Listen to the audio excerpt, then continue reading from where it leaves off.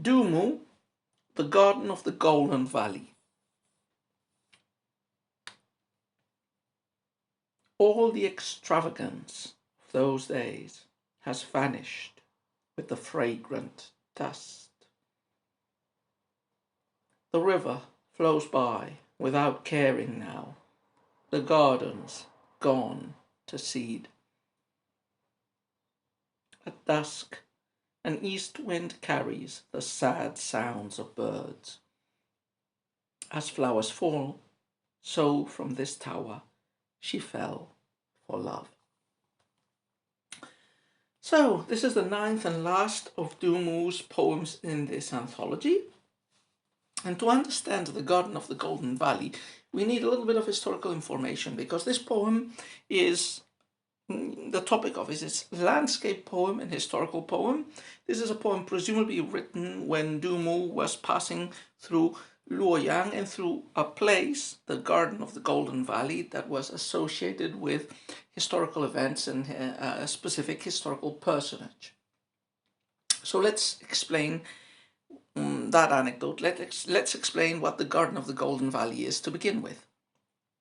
We've talked a lot about the end of the Han Dynasty in a lot of the poems that appeared here in the period of the Three Kingdoms, because a lot of poems are dedicated to the heroes of the Three Kingdoms. Now, the period of the Three Kingdoms more or less finished around the year 260, when China was very briefly unified by the Suma dynasty, and they installed the Western Jin dynasty, which was very short-lived, less than 50 years after the unification. It fell down, it collapsed because of inner warfare and outer barbarian invasion. So the Western Jin was a small 50-year, even less than 50-year parenthesis between centuries of this union. After the fall of the Western Jin, China would remain separated in between the north and the south, and with weak dynasties for almost 300 years, until the Shui and the Tang unified the country again in the late 6th century. So the Western Jin is traditionally seen as a time of luxuriousness, of decadence, and one of the key figures of this period of the Western Jin dynasty, which basically encompasses the late years of the 3rd century and the very first ones of the 4th, is this Shi Chong. So Shi Chong was an important politician of the Western Jin dynasty, a son of a minister. And he was immensely rich, and in fact there are many anecdotes in the histories of the period about just how rich he was, including his father disinheriting him because he could see that his son was very intelligent and very courageous, and he had no need for his money to succeed. And afterwards there are also anecdotes about lavish and extravagant consumption of Shi Chong in competition with other aristocrats like Wang Kai. So, for example, once after knowing that Wang Kai's family was using sugar water to clean dishes and pots, Shi ordered his own servants to burn candles instead of firewood. Or once, when the emperor gave Wang Kai a 50 centimeter big coral tree, Shi Chong visited him, broke it on purpose, and then, as an apology, to show off that he was rich and that he had lots of those, he gave even bigger corals in return. So this Shi Chong, who was an ambivalent character, he wasn't just praised, he was, very extravagant and abusive in his wealth, had a big estate with an immense garden, and this garden was the Golden Valley Garden, where many of the extravagant parties and expenditures of the Western Jin took place. So here, Dumu is visiting this garden, this place of luxury and decadence from the remote past.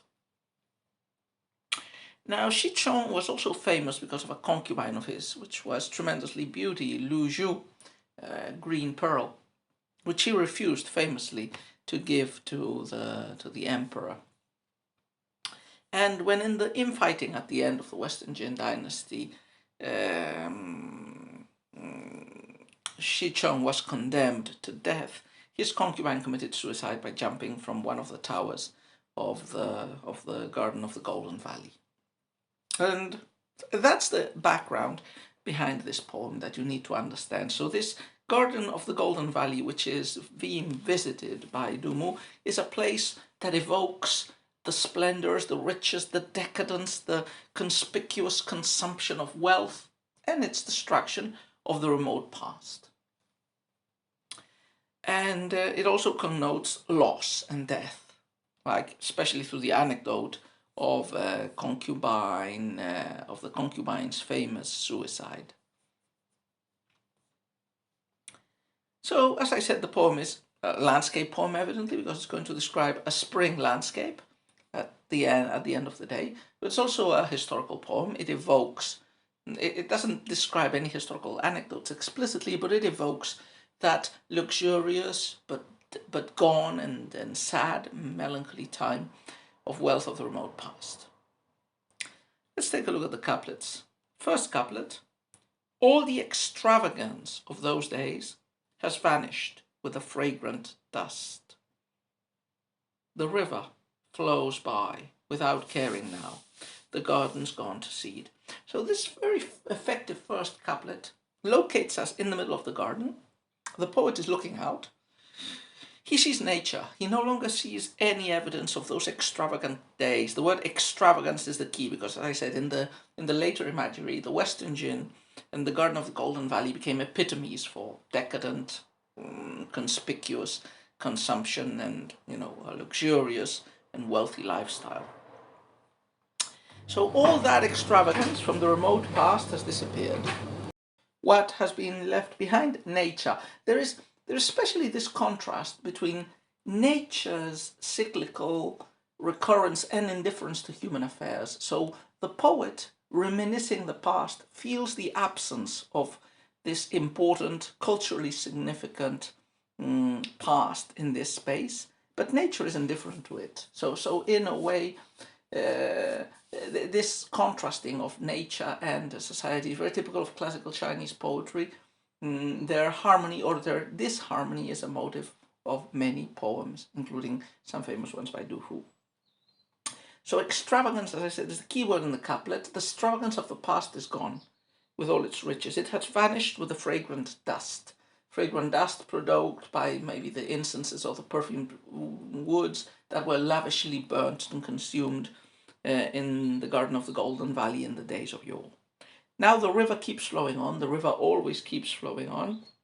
And the garden's grasses keep coming again and flourishing. So nature is indifferent to the past. The poet is not, but nature and society are distinct realms which are disconnected. And that's the main idea, the main impression the poet gets and expresses in the first couplet of this poem while he's visiting the garden. The fugacity of the past, the perenniality of nature. The brief shining light of human life and fame and splendor and wealth, as opposed to the relentless cycles of nature and the disappearance of humans under those cycles. So the second couplet, we continue in the garden and we get indications of when we are. It's spring, which is the romantic love season, but it's also the end of the day in spring, and the birds are singing sadly. So there is a melancholy, a sadness in this spring scene. So it's not just, it's already tinged by sadness because this beautiful garden with its water flowing and its grass growing is the scene of past glories that have disappeared. But it's also sad because of one specific anecdote of the disappearance of those past glories. So second couplet, at dusk, an east wind carries the sad sound of birds. As flowers fall, so from this tower she fell for love. So it's dusk, the saddest part of the day because the sun has set. An eastern wind, therefore a wind of spring, brings the songs of birds, but they're sad songs. They're crying, or at least the poet feels the crying of the singing of the birds is a sad, melancholy tune. Flowers are falling, and those flowers falling evoke another flower who fell, and again connect with the past of this Garden of the Golden Valley, when another flower fell, when a famous concubine, the one we've talked about before, committed suicide by jumping from one of these towers, Luzhu. Just as the flowers fell, so also Luzhu fell for love. So it ends with this poignant, sad, tragic tone. So the poem, I imagine, fits very well the bill for Dumu's stereotypical poetry, which is always about love, about trysts and liaisons, but with this melancholy fin de siècle sort of romanticism, of luxurious splendor, but also death and disappearance in love and frustration. And altogether, quite an interesting poem. You could read resonances in it, like the nostalgia for that fragrant dust, for that splendorous past. It's not just for the past of the Garden of the Golden Valley, it's probably for the past of the Tang Dynasty, whose decline Du Mu is experiencing, but also his own, you could say, decline, his departure from Jiangzhou, where he enjoyed a gilded youth of pleasures and concubines and drinking and different types of riches. So the whole tone of the poem is this lament at the passage of time, at the perenniality of nature, and connecting it with a historical incident which can act also as a metaphor or as a symbol for other disappearances of gilded periods, both in the individual life of the poet or in the more expansive life of a whole dynasty.